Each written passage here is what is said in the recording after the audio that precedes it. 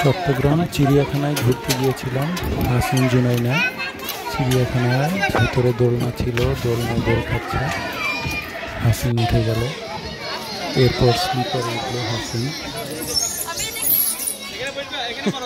খুবই একটা সুন্দর পরিবেশ ছিল, অনেক মজা করেছি আমরা।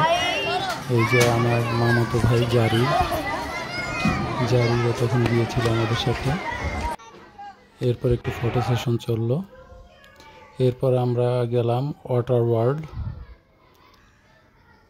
এইটা হচ্ছে ফয়েজ লেকে থেকে একটু ভিতরে যে ওয়াটার ওয়ার্ল্ড, এইখানে ফয়েজ লেক মানে লেকের মধ্যে দিয়ে ট্রলারে করে তারপর যেতে হয়, ওদেরই ট্রলারের ব্যবস্থা আছে।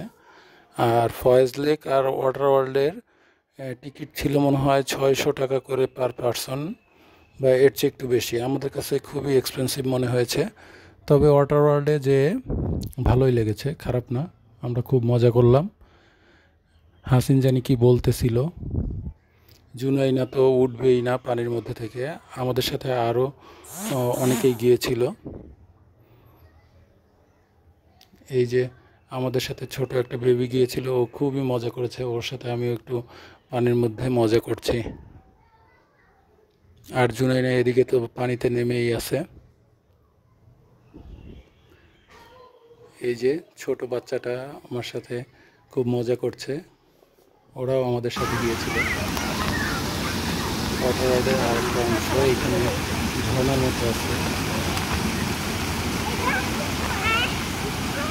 ওই দূরে দেখতে পাচ্ছি কোনো ঝর্ণায় আমি গোসল করছিলাম। আর ওইদিকে জুনাইনার বান্ধবী বলতেছে, ওরা একসাথে গোসল করছিল।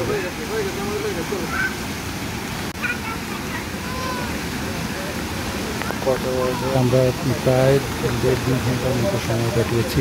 খুবই ভালো লেগেছে আসলে ফয়েজ লেকের এই ওয়াটার ওয়ার্ল্ডে। যদি কেউ ফয়েজ লেকে যায় না, অবশ্যই ওয়াটার ওয়ার্ল্ডটা ঘুরে আসবেন। ওখানেও চমৎকার সময় কাটে, পরিবেশটাও অসাধারণ।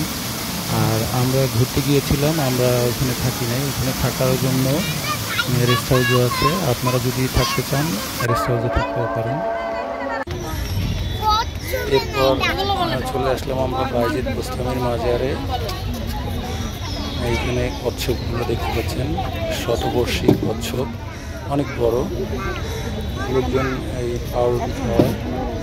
তো এই কচ্ছপ একটা ঘটনা এখানে ঘটে গেল, সেটা হচ্ছে পাশে একজন এরকম খাবার দিচ্ছিল তখন। আর এটা হচ্ছে টানেল, বঙ্গবন্ধু টানেল। প্রথম আমরা বঙ্গবন্ধু টানেলে গিয়েছিলাম, খুবই ভালো লেগেছে। আর যে কথা বলছিলাম, ফয়েজ লেকে বায়েজিদ বোস্তামির মাজারে ওই কচ্ছপগুলোকে খাবার দিতে যেয়ে একজনের আঙ্গুল কামড়ে ধরেছিল। জুনাইনা একটু ফটো সেশন করলো। আর এইখানে আমরা রাতে চলে আসলাম বাসায়। এই ছিল সম্পূর্ণ ভিডিও। তো আপনাদের কার কেমন লাগলো অবশ্যই কমেন্টস করে জানাবেন। আর ভালো লাগলে অবশ্যই ফলো দিয়ে পাশে থাকবেন ইনশাআল্লাহ।